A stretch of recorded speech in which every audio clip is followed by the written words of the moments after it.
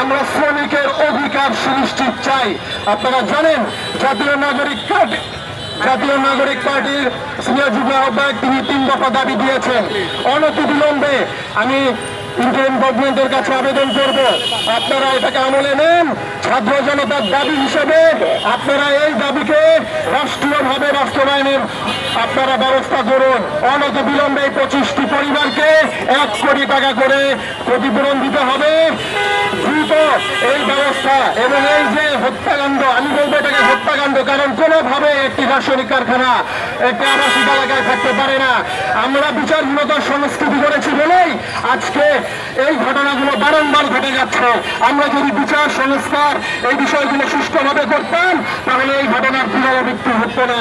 অনতিবিলম্বে আমি দাবি জানিয়ে যাচ্ছি, অনতিবিলম্বে 3 দফার বাস্তবায়ন আপনারা করবেন এবং আমরা দৃশ্যমান বাস্তবায়ন আমরা দেখতে চাই। ইনকিলাব জিন্দাবাদ।